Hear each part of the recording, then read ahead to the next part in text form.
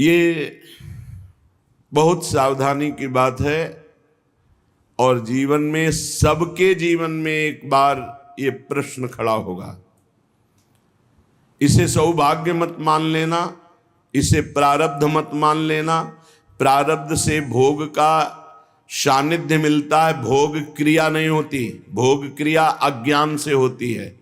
प्रारब्ध से सामग्री एकत्रित हो जाएगी, भोग का संयोग का वो सब प्रारब्ध रचना कर देगा, लेकिन क्रिया अज्ञान से होती है, क्रिया कामना से होती है।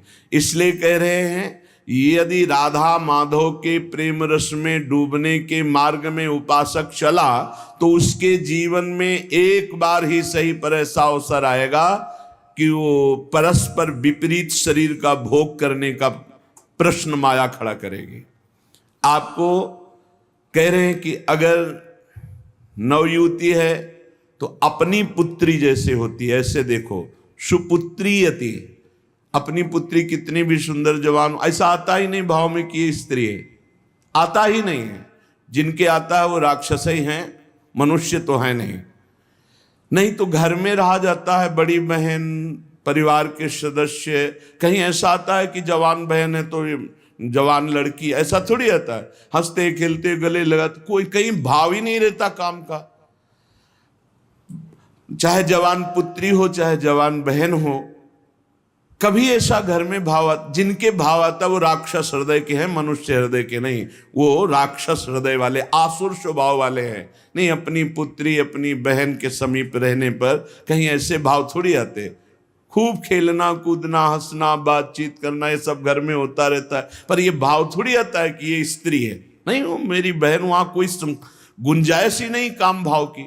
तो बोले सगी पुत्री की तरह सब पुत्रियां दिखाई दें, अपने से बड़ी हैं तो बिल्कुल मेरी जैसे जननी वैसे।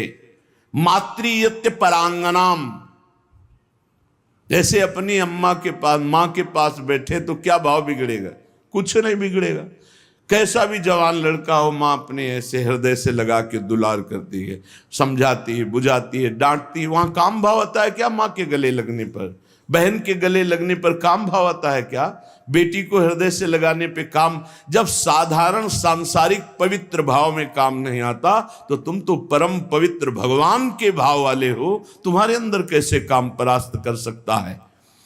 मातृयत्य परांगना, ये आएगा प्रश्न जीवन में। पुरुष है तो स्त्री के प्रति, स्त्री है तो पुरुष के प्रति। साधक बहुत सावधान रहे, माया प्रश्न करेगी। घूमते रहते हैं माया के पार्षद, घूमती रहती है माया की पार्षदी। बहुत सावधान, जाके संग कुमति मति उपजय करत भजन में भंग, तजोरे मन हरि विमुखन को संग। बहुत कीमती जीवन है, सिद्ध बात समझ लो, संकोच की बात नहीं। हरि को रिझाओगे तो वैकुंठ का द्वार, वृंदावन के दिव्य धाम का द्वार, साकेत द्वार, कैलाश धाम का द्वार खुलेगा। और जगत के शरीरधारी को रिझाओगे तो आखिरी द्वार वही है मलमूत्र का, और कुछ नहीं। हमारी बात मान लो, संकोच करने की बात नहीं है। हम वहीं से पैदा हुए हैं और वहीं की आसक्ति से फिर दुर्गति को प्राप्त होंगे। खुली बात है, देख लो, दो ही आकर्षण है, बढ़िया से बढ़िया खाने को मिले, भोगने को मिले। शिष्णोदर परायण शास्त्र कहता है, शिष्ण और उदर। उदर रसेंद्री से संबंधित है, शिष्ण जनेन्द्री से संबंधित है। बस जनेन्द्री और रसेंद्री के भोगों में पूरा दिव्य मानव जीवन बर्बाद। श्रीपाद कह रहे, यदि राधा मुरलीधर के प्रेम में मगन होना है, बहुत सावधान। ये मत समझो कि माया कब किस रूप में कहां प्रश्न करती है। वो जननी है, वो अपने बेटे को पुष्ट करने के लिए कोई भी प्रश्न कर सकती है, लेकिन अपनी दृष्टि। महाप्रभु चैतन्य देव रुदन कर रहे हैं, हा गोविंद हा कृष्ण। दो वेश्याएं पहुंचती हैं, एक कहती कितना ये रुदन कर रहे हैं, बोले मेरी जैसी नहीं मिली होगी इसीलिए ना, अभी देखो इनका रुदन बंद करते। वो क्या जाने कि जो हरि के आशिक हैं उनको हरि माया आकर्षित नहीं कर सकती। भगवान का एक विशुद्ध प्रताप बल भक्तों की रक्षा करता रहता है। वो जाकर के विनोदास्पद बातें करने लगी। महाप्रभु चैतन्य देव ने कहा, मां बस करुणा कर दो, श्री कृष्ण मिल जाए। वो शब्द उनके हृदय में ऐसा चोट किया कि मैं इतनी नीच, ऐसे महापावन से ऐसी भावना चरणों में गिर गई, मुझे क्षमा करो, क्या मेरा भी उद्धार हो सकता? कृष्ण कृष्ण कृष्ण। ऐसा नहीं कि किसी के जीवन में प्रश्न नहीं आता, प्रश्न आता है, पर जो ये भगवत कृपा से सावधान रहता है कि ये प्रश्न है, मुझे उत्तर देना है इसका। ऐसा नहीं कि प्रश्न के लपेटे में आकर के फिसल जाना है, प्रश्न है, उत्तर देना है, बहुत संभाल के उत्तर देना है। अपमान भी नहीं करना, क्योंकि ये वही आए हुए हैं जिनकी हम आराधना करते हैं। वो कुछ भी रूप, वो मोहिनी रूप भी तो धारण किए ना, वो कुछ भी रूप धारण कर सकते हैं। मेरे प्रीतम है तो बस उस समय प्रभु आप ही मेरी रक्षा करो, आप ही मुझे बचाओ। मातृयत्य परांगनाम, त्रुटि हो सकती है हमसे गलती हो सकती, कभी बलवान न बने, कभी पहलवान न बने इस विषय में। दैन्य और चरण छूना, ये दो बातों से बच सकते हो। चरण छू कि हे जगत जननी, हे अम्बा, कभी आपके प्रति मेरा। जिन उर्वशी जी ने बड़े बड़ों की बुद्धि को मोहित कर लिया, अर्जुन जी की बुद्धि को क्यों नहीं मोहित किया? क्योंकि जाते ही सीधे प्रणाम किया अर्जुन जी ने। जे ही उर्वशी का प्रवेश हुआ, देखा सो पंचांग प्रणाम किया और कहा, माता स्वागत है, आप पधारिए। आग लग गई, मैं किस लिए आए और तुम मुझे क्या कह रहे हो? आज के बाद कभी माता शब्द उच्चारण मत करना। उन्होंने कहा, पुनः कहता हूं, कुंती माता से भी अधिक पूज्य मैं तुम्हें देखता हूं। कुछ नहीं बिगाड़ पाए उर्वशी जी, यहां तक कि साप तक दे दिया। पहली दृष्टि पड़ते ही या तो नव किशोरी जगदम्बा, लाडली जी की सहचरी, या मां, या अपना पवित्र भाव तुरंत आरोपित कीजिए। और स्त्री शरीर को लिखा है, भ्राता पिता पुत्र निज जैसे, मध्यम परपति देखै कैसे। भ्राता पिता पुत्र निज जैसे, बराबर का है तो सगा भाई। क्या सगा भाई को देखकर काम जागृत होता है? क्या अपने छोटे बेटे को देखकर काम जागृत होता है? क्या पिता को देखकर काम जागृत होता है? भ्राता पिता पुत्र निज जैसे। आवश्यकता पर बात करें, नहीं एकांत सेवन करें। बलवान इंद्रिय ग्रामो विद्वानम अपि कर्षति, शास्त्र आदेश करता है। पर उपासक को ये पक्का विश्वास कर लेना चाहिए कि मेरे जीवन में ये प्रश्न आएगा, आता है, आता रहेगा। अगर इससे निकल गए आगे तो यो राधा मुरलीधरांग कमल प्रेमैक मात्रियति। बहुत सावधानी की जरूरत है। देखो, कल वर्णन हुआ था साधना में भय और प्रलोभन, ये दो चीजें भेजी जाती हैं। इनसे जो पास भी भगवान ही करवाएंगे। ये सत्संग सुनने को भगवान ही तो संयोग बना रहे हैं, ये भगवान ही तो प्रेरित करके आपको सुनवा रहे हैं। इसलिए सावधान। ये प्रश्न है, आपके पास 1 करोड़ रुपया जमा किया और आपका मन हुआ कि अरे मैं फंस गया क्या, तो 1 करोड़ यमुना जी में फेंक दो, मुक्त हो गए। लेकिन एक बार जीवन में फिसल गए तो उसकी पूर्ति नहीं होने वाली। हम कह रहे हैं अरबों रुपया एकत्रित हुआ, मन में आया सब छोड़ के भाग गए, राधा राधा राधा राधा, जो जहां वहीं छोड़ दिया, कुछ नहीं फंसे। लेकिन एक बार फिसल गए काम में तो उसकी पूर्ति कैसे होगी? वो तो नहीं होगा। वो तो चित्त पे संस्कार बन गया और आपका संयम भ्रष्ट हो गया। एक बार बालू का बांध टूट जाए तो दोबारा बांध बांधना बहुत कठिन बात है।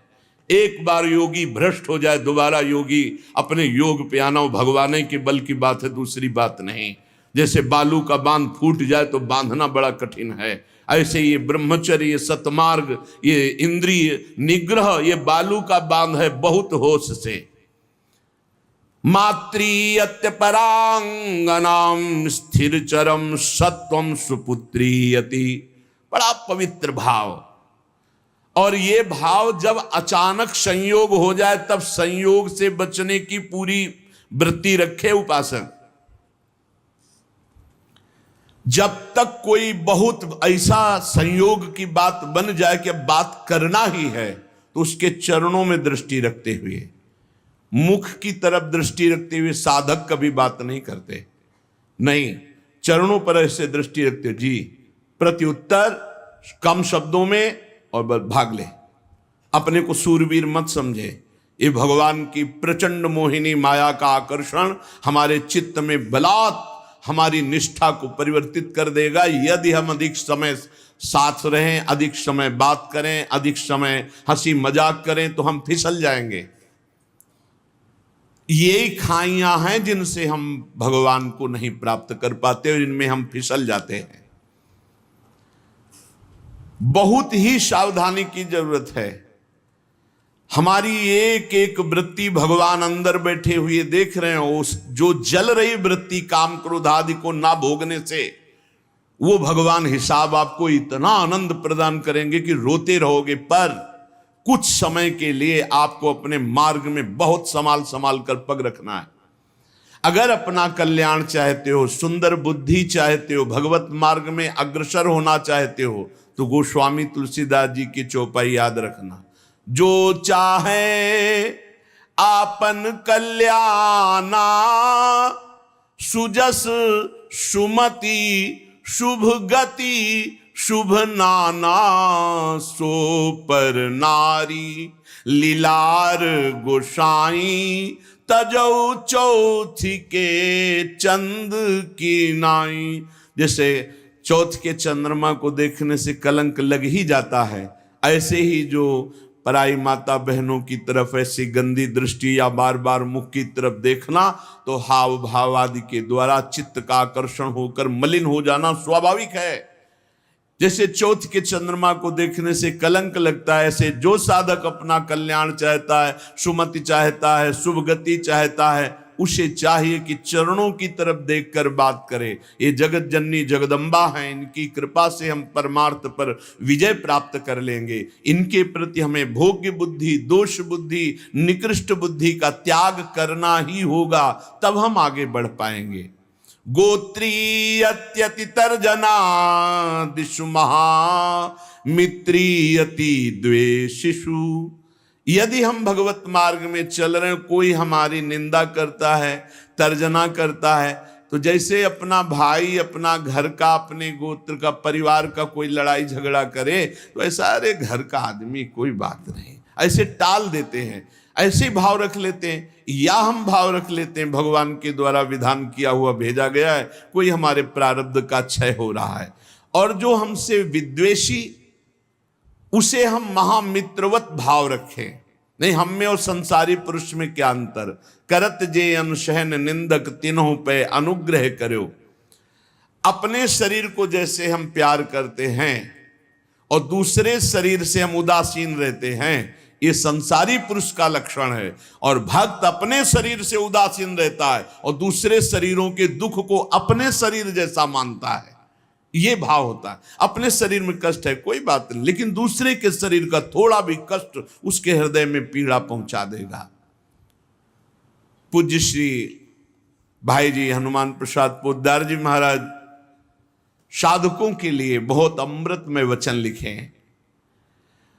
भगवान को प्राप्त करना है तो तीव्र अभिलाषा जागृत करो।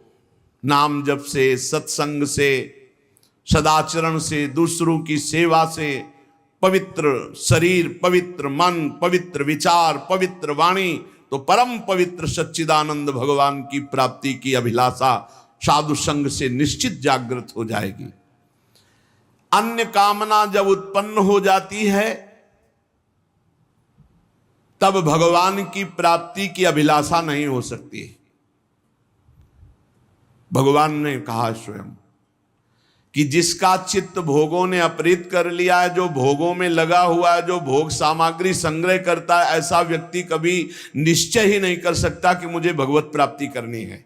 भोगैश्वर्य प्रसक्तानाम तया प्रहृत्य चेतसाम व्यवसायत्मिका बुद्धि समाधो न विधीयते। वो कभी भगवान की प्राप्ति की इच्छा ही नहीं कर सकता है।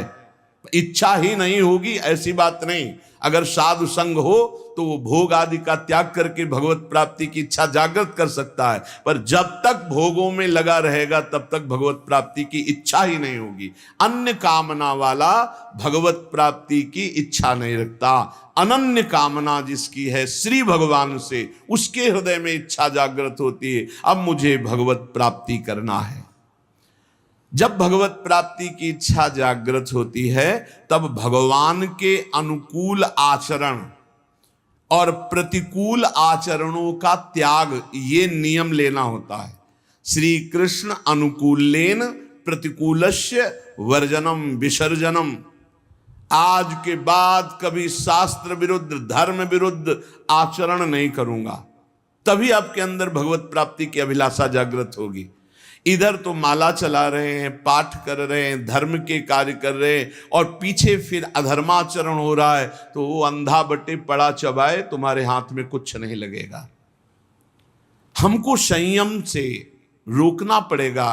जो धर्म, जो नाम जप, जो साधन कर रहे हैं, वो हमारा कहीं किसी पापाचरण में बह न जाए, कहीं किसी छिद्र से बह न जाए। हम अपने इंद्रियों को, मन को हम विचार के द्वारा, पवित्र विचारों के द्वारा उनको घेरे रहते हैं। इसी का तो इनाम मिलता है परम पद, इसी का इनाम मिलता है अद्भुत आनंद की उमगन। ना भय जन्म का, ना मृत्यु का, ना रोग का, ना शोक का, किसी भी तरह का कोई भी द्वंद्व प्रभाव उपासक के अंदर नहीं रह जाता। अनुकूलस्य, अपने इष्ट देव गुरुदेव के अनुकूल, और प्रतिकूलस्य विसर्जनम, प्रत्येक प्रतिकूल आचरण का त्याग। जब साधक ऐसा आचरण बहुत समय तक करता है तो उसके प्राणों में रुदन करने की इच्छा जागृत होती है और वो क्रंदन करने लगता है। रोते रोते उसके हृदय में विरहाग्नि जलाती है, और उसी विरहाग्नि को शीतल करने फिर भगवान को आना होता है, फिर उसे भगवत प्राप्ति हो जाती है। दूसरी बात, साधक जब इस मार्ग पर चलता है तो उसका स्वभाव होता है इधर उधर ताक झांक करना। ये कैसे चलता है? ये बहुत बुरी आदत है, ये बिल्कुल नहीं रखनी चाहिए। पर दोष दर्शन से सबसे बड़ा घाटा होता है कि हम जो दोष दूसरे में देखते हैं, देखने की चेष्टा करते हैं, वो दोष हम में जागृत हो जाता है। इसलिए साधक को इधर उधर ताक झांक करने वाला स्वभाव नहीं रखना चाहिए। छोटी छोटी बातें होती हैं जिनमें हम फिसल जाते हैं। हर साधक इस बात को समझ ले, परमार्थ में चलने पर इधर उधर ताक झांक, पड़ोसी बगल वाला साधक क्या करता है, अगर ये दोष दर्शन की वृत्ति रही तो ऐसे ही नीचे खड़े रहोगे, परमार्थ की ऊंचाई पर नहीं चढ़ पाओगे। इधर उधर ताकने वाला साधक लक्ष्य तक कभी पहुंच ही नहीं सकता। सिद्ध महापुरुषों के वचन है। साधक को चाहिए कि अपनी दृष्टि केवल अपने लक्ष्य पर रखते हुए, लक्ष्य हमारा क्या है? सर्वान वस्तुतया निरीक्ष परम स्वाराध्य बुद्धिर्मम, मेरे भगवान ही सब रूपों में, बस सारा नाटक वही कर रहे हैं। हमको ये नहीं देखना ये कमी इसमें साधक में है या कमी उस साधक, ये गुरु देखें या भगवान देखें, वो सुधार करें, हमारा ठेका नहीं है। हमारा ठेका है अपनी कमी देखना और भगवान को प्राप्त करना। सत्संग अपने लिए होता है, दूसरों के ऊपर थोपने के लिए नहीं होता, दूसरों के दोष दर्शन के लिए नहीं होता, वो अपने मन को शासन में लाने के लिए सत्संग होता है। साधक जब इस दोष से आगे बढ़ता है, ये बहुत जोर का दोष होता है, जब इससे आगे साधक बढ़ता है तो उसके जीवन में प्रलोभन आता है। जब प्रलोभन से बचता है तो फिर भय आता है। बड़े बड़े भय आते हैं भक्तों के जीवन में। फांसी की सजा निश्चित हो गई, आग में जलाने निश्चित हो गया, जहर पिला दिया गया, क्या क्या। जब प्रलोभन और भय से भी आगे निकलता है तब दिव्य सिद्धियां, आकाश में उड़ जाओ जहां जिस लोक में, जब इनसे भी आगे निकल जाए, जीवित मर जाए उलट आप में समाया है दिलगिरी, एकदम खाक, तब भगवान की प्राप्ति होती है। वो संसार चक्र का भेदन करके सच्चिदानंद स्वरूप को प्राप्त कर लेता है। वैराग्य दो प्रकार का होता है, एक समल वैराग्य और एक विमल वैराग्य। सांसारिक प्रतिकूलता को लेकर जो घर त्यागा जाता है उसे समल वैराग्य कहते हैं। ये समल, मल का प्रयोग नहीं होना चाहिए। ये मल है वासना, कामना, रुपया, पैसा। हाँ, हमारा भरण पोषण ईश्वर के द्वारा सारे विश्व का करते, तो हम जितने बैरागी जन विश्व में हैं, भगवान विश्वम्बर सबका भरण पोषण कर रहे हैं। लेकिन बहुत सावधानी से मुनीमगिरी करनी है। मालिक हैं भगवान, मुनीम हैं हम, तो मुनीम का लेना देना बहुत हिसाब में होना चाहिए। हिसाब से चूक हुई तो चूक हो जाएगी, बड़ी चूक हो जाएगी।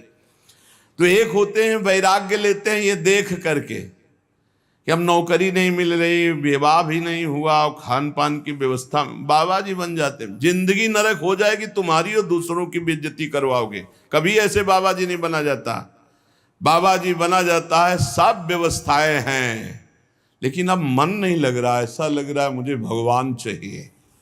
तब इसे विमल वैराग्य कहते हैं। अगर समल, ये जो समल वैराग्य है, इस समल वैराग्य को यदि विमल वैराग्य मिल जाए तो वासना हट जाए और निर्मल मार्ग में चल पड़ेगा। ऐसा नहीं कि उसका कल्याण नहीं होगा, पर है बहुत गड़बड़। वैराग्य के दो रूप है, एक समल वैराग्य, एक विमल वैराग्य। समल वैराग्य होता है कि हर किसी न किसी विषय की अभाव स्थिति में बाबा जी बन जाना, वैरागी बन जाना, बहुत खतरनाक, बहुत घटिया जीवन व्यतीत होता। बहुत घटिया हम शब्द में कह रहे हैं, लाख प्रकार से समझाओ उसको समझ में नहीं आता। वो केवल वासना की पूर्ति ऐसे लोगों के द्वारा बहुत अहित होता है संत समाज का, क्योंकि उनके अंदर कोई लक्ष्य भगवत प्राप्ति नहीं, कोई साधुता नहीं, और वेश साधुता का वो बहुत तरह से हानि करते हैं। और अब कहे तो संत ही जाएंगे क्योंकि वेश है, तो इसलिए बड़ा अपमान संतों का होता है। उनका लक्ष्य नहीं होता भगवत प्राप्ति, उनका लक्ष्य नहीं होता सतमार्ग, वो केवल वासनाओं की पूर्ति के। बहुत विचित्र होता है, ये भी सब देखा है। भ्रमण के समय भगवान बड़ी कृपा की तो सब भ्रमण में साधु पक्का हो जाता है। भूख प्यास गर्मी सर्दी मान गाली मार पीट सब कुछ सहना पड़ता है, सब सहना पड़ता है, उससे परिपक्व हो जाता है। तो जो किसी प्रतिकूलता को लेकर वैराग्य होता है वो समल वैराग्य होता है। ये ज्यादा दिन नहीं, ये फंसे फंसाए, ये फंसी बिल्कुल फंस जाते हैं। मन जो है ये जब भगवान के लिए व्याकुल हो तब घर छोड़ना चाहिए। नहीं तो हम कह रहे हैं कि भले आप लेबरी करके जियो लेकिन बाबा जी मत बनना। बाबा जी बनने के लिए एक केवल बात है, अब मुझे भगवान चाहिए। अब आपको कोई परास्त नहीं कर सकता त्रिभुवन में। ये बस बात तुम्हारे अंदर बैठ जाए, आप समझो केवल 2 वर्ष गुरुदेव भगवान 13, 14, 15 और इसके बाद पधार गए। अब पूरा जीवन अनाथ हो गया। अब हम किसके सहारे चले, कैसे चले? अब एक भारी विपत्ति, भारी अव्यवस्था कि हम पुत्र की तरह जिनकी गोद में बैठकर चल रहे थे वो तो अंतर्ध्यान हो गए। अब हमको कौन संभाले? उस समय श्री भगवान का जो तेज हमारे साथ था, हम आपको बताया जब हमारी समस्या आती थी तो संत और आकाश ये 2 का सानिध्य हो जाता था। एकदम एक दिन 3 बजे सुबह तड़के नहा के से आकाश की तरफ कहा, गुरुदेव भगवान अभी तक तो हम निश्चिंत थे आपके बल पर, अब तो मुझे मार्ग भी पता नहीं कैसे चलना है। पूरा जीवन है, कोई साथी नहीं, किसी पर भरोसा नहीं। हमारा शुरू से किसी पर भरोसा नहीं था। भगवत प्रेरणा से, भगवत कृपा से एक हमारे दिमाग में बैठ गया था कि भगवान के सिवा, गुरुदेव के सिवा इस संसार में कोई सतमार्ग में नहीं चला सकता और गिराने वाला हो सकता है। इसलिए कभी हम किसी की सलाह नहीं मानी, कभी हम किसी से प्रश्न नहीं किया, कभी हम किसी की बात सुनने की चेष्टा नहीं की। जो बात गुरु जी ने कही थी उसी को घुमा घुमा करके बार बार उसी पे चलने की चेष्टा की। प्रेरणा आई, उतर जाओ गंगा के तीर पर और कभी किसी एक आश्रम में मत रुकना, बस भ्रमण करो। बस तुरंत मन में आया, बस सफेपुर घाट से कूद पड़े गंगा किनारे, एक गीता पूरा फिर और यहां तक वही सच्चिदानंद परम तत्व घुमा। अगर थोड़ा भी कुछ राग लेकर घर से निकलोगे तो फंस जाओगे। आश्रम व्यवस्था कई जगह भ्रमण में ऐसे प्रलोभन आएगी, यहाँ के महंत बन जाओ, अब ऐसे यहाँ। जब तक भगवत प्राप्ति नहीं तो राम काज की नहीं बिनु मोहि कहाँ विश्राम। शमल वैराग्य, इस प्रायः देखना चाहिए साधक को कि कोई वासना लेकर आए तो फटाफट उसका ऑपरेशन कर डालो गुरुजनों के सानिध्य में, सत्संग में, नहीं तो ये वासना कहीं ना कहीं फंसाकर चौपट कर देगी। किसी सांसारिक प्रतिकूलता को देख करके अनुकूलता पाने के लिए तो बाबा जी नहीं बन गया कोई, या अनुकूलता पाने के लिए वैराग्य का नाटक तो नहीं कर रहा। ये बहुत हानिकारक है, परमार्थ में आगे नहीं बढ़ने देगा। विमल वैराग्य जिसमें विषयासक्ति है पर वो विषयासक्ति को मिटाना चाहता है, वो तृष्णा रहित होना चाहता है, वो भगवत प्राप्ति करना चाहता है, वो कहीं विश्राम नहीं मानना चाहता, केवल भगवान की प्राप्ति। वो सूरवीर, ये महान योद्धा सातरत्य सातरत्य सा लोकांतरत पार कर देगा, जीवन पार कर देगा, कोई नहीं इसे परास्त कर सकता। दुख दोष ये मिटाने के लिए हम भगवत मार्ग में आते हैं। देखिए, दुख दोष मिटाने के लिए हम भगवत मार्ग में आते हैं। जो उपासक भोगों का रागी होगा, सुख सुविधाएं हर्षित, ठाकुर को देखकर हर्षित होने का कब तुम्हारा भाव आएगा?